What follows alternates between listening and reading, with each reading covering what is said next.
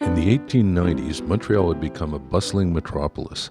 Back then, many people wanted to escape the noise and the crowds, so they often headed out to the peace and quiet of the western part of Montreal Island. Around 1895, a Monsieur Allard built a 3-story summer boarding house in the area of Pointe known as Lakeside. People could come via the train or take a streetcar as far as Lachine and transfer to horse and buggy to arrive at the new summer mecca on the shores of Lake St. Louis. By 1902, the Maples had become a distinguished gentlemen's club with a lounge downstairs and a card room upstairs. Between 1910 and 1920, the population of Montreal had doubled, and more people were looking for summer diversions. In 1914, the Maples was bought by a Mr. A.J. Verity. It was advertised as the most popular summer resort on Lake St. Louis. It was also known as the Lakeside Hotel. In 1925, Mr. Verity had the building winterized and added the ballroom on the east side. After this point, it was known just as the Maples Hotel. Orchestras played every Saturday night, tennis was very popular, and the Maples even barged sand across the lake from Chateauguay to create a beach area.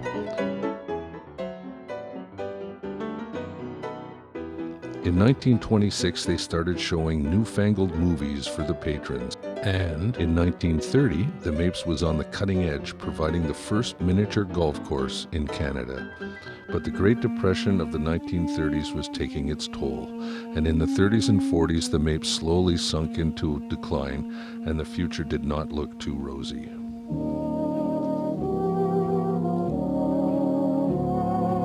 During the 30s and 40s, the Mapes, as well as the rest of the world, endured the Great Depression and World War II.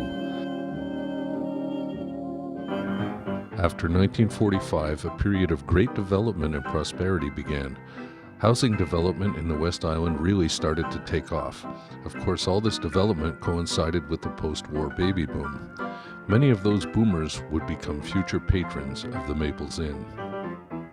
It was a time of rejuvenation for the Mapes too, as Mr. Willie Constant purchased the hotel in 1948. Willie, who had earned his nickname The Boots through his involvement in the Montreal boxing scene, brought new life to the lakeside establishment. The Maples once again provided fine dining, music, and dancing to the West Island. Willie often hired Charlie the Go's big band from Lachine. Indeed, many future patrons' parents frequented the nightclub.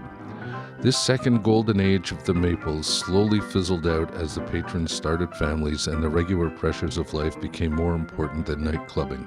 The musical scene was also changing drastically with the advent of rock and roll. By the early 60s, the Mapes was back to a period of decline. In 1964, the world's musical scene was profoundly and forever changed by the British invasion, spearheaded by the Beatles. As the baby boomers came of age, they became the driving economic force, and bars began to cater to this new demographic. The Maples was no exception. It was perfect for this new youth culture. Perceived by many as a run-down old joint, it became the focal point for the hippie generation on the West Island. The sweet aroma of hashish could be witnessed regularly, as well as some other exotic elements.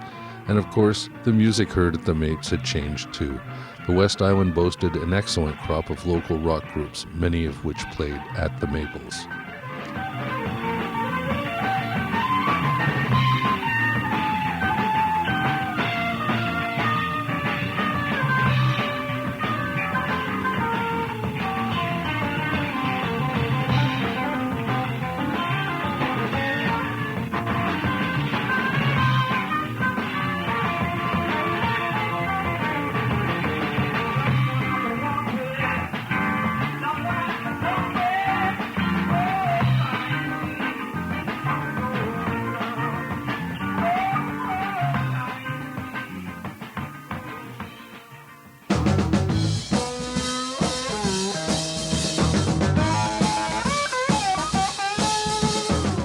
In the early 70s, one group was considered the house band at the Mapes, the Big City Band.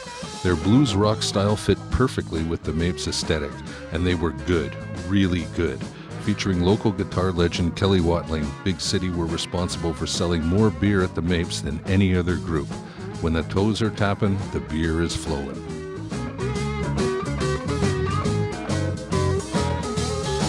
I said, wake up, mama, and turn your lamp down low. The period from 1967 to 1977 is widely considered by the regulars to be the classic period of the Mapes. The neighbors and the authorities considered this same period the notorious low point of the Maples' history. Raids by the police were routine, as were periods of closures due to suspended operating permits. Non-patrons had a fixed idea of what was going on inside the establishment as well as in the parking lot. Patrons who were regulars at this time felt like they belonged to an exclusive inn club.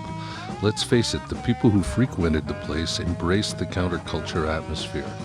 If you wanted to go disco dancing, you went to the Edgewater Bar further west on Lakeshore Road. If you wanted the best hamburger in Montreal, you went east to Maryland's Lounge. The Mapes was considered a drugstore by all, and we're not talking aspirin here.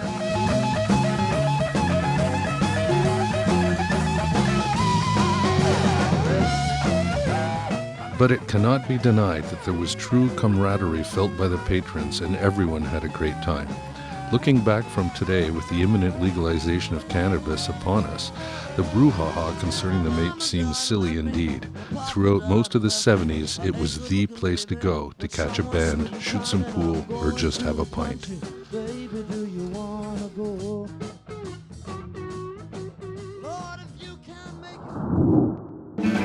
In 1977, Willie sold the Mapes to Karsten Stammer and Rainer Plinge. They hired Arthur Dalphin as manager-promoter, whose mandate was to upgrade the Mapes and turn it into a top rock club. The first visual hint of the changes to come was an exterior paint job and a spiffy new awning. At this time, dope dealers were barred from the premises, and open smoking of exotic substances was no longer tolerated. Food was again available. You could enjoy a burger or a pizza with your beer. Arthur lined up some great talent to play the Mapes, including the legendary Quebecois band Offenbach. By the late 70s, you could catch a band 6 nights a week.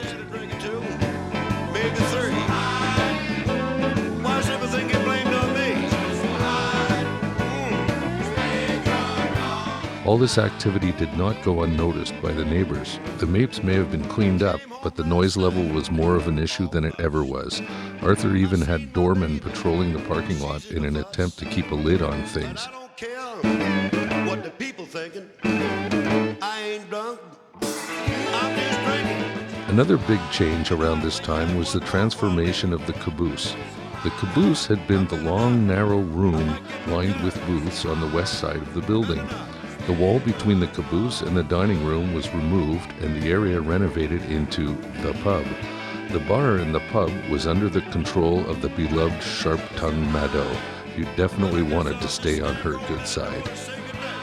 Also, there was renovation in the main ballroom down by the pool tables. A wall was erected and a new bar was built, helmed by Kathy.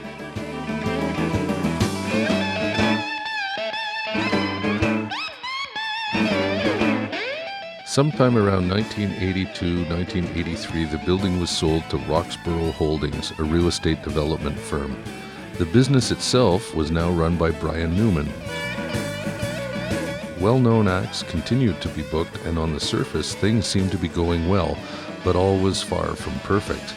Starting in October '84, Brian was fighting with the Liquor Control Board to retain the Maples liquor permit.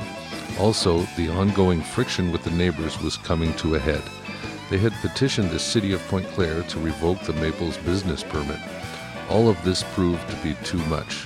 The Maples' last day of operation was Tuesday, February 5th, 1985.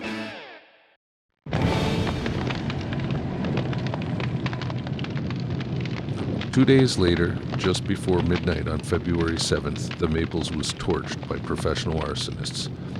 The legendary Pointe Claire establishment was no more. The neighbors had champagne ready, and the authorities refused to investigate the fire, even though everyone was aware of the criminal nature of the blaze.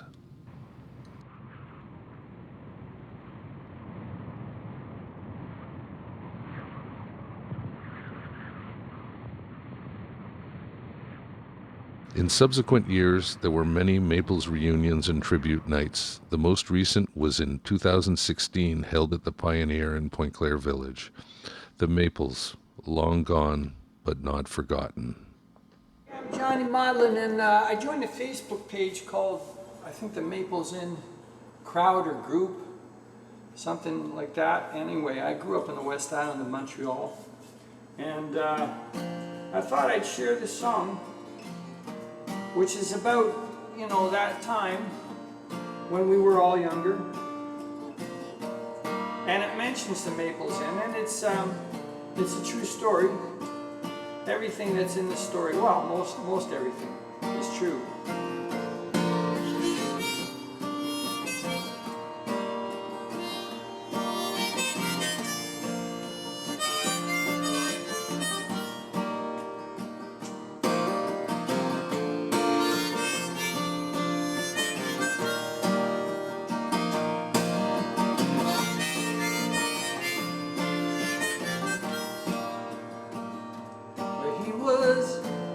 Just as funny as Lenny Bruce. He was an elite member of the high school clown crowd. John Sinclair and Hipper and Burns and Ken. I stood back 3 feet and I watched them.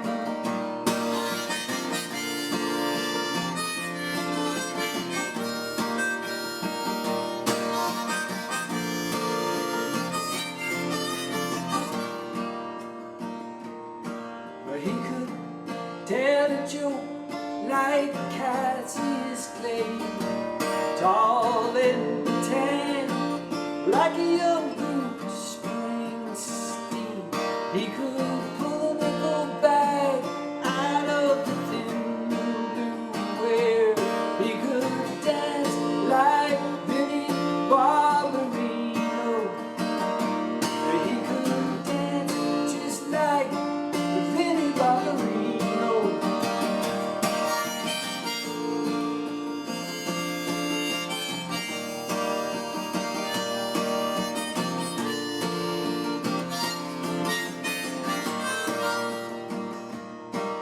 There was always 2 beauties on his pumped-up arms. He spoke 4 languages, none of them were English. He was a legend all along the West Island Lake Shore. We shall not see the likes of him again.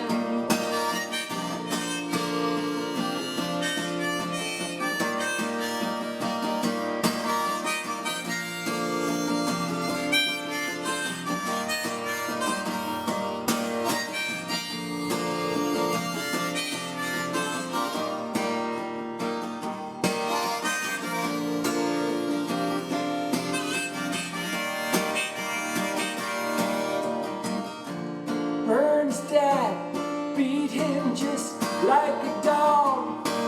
By 16 years of age, Burns had a habit.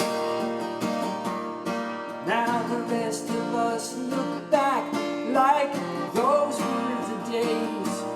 When I think about Burns, I got to laugh at it.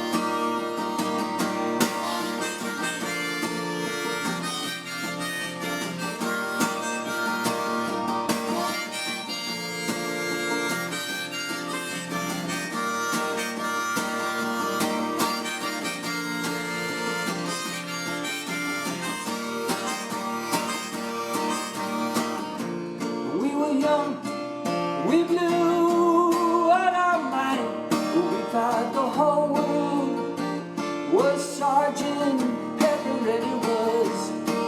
Sinclair said you got 2 chances, and the first one doesn't count.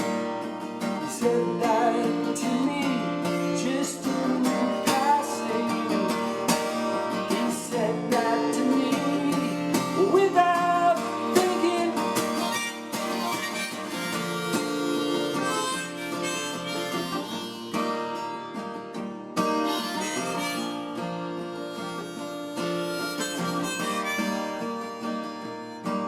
John Sinclair did alright in life and in love, but time turned his bronze skin to leather.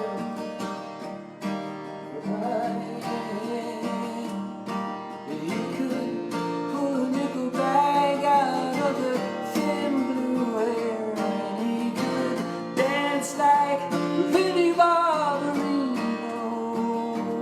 He could dance like Vinnie Barbarino. He could dance. I'm not joking. Johnny could dance while he was smoking.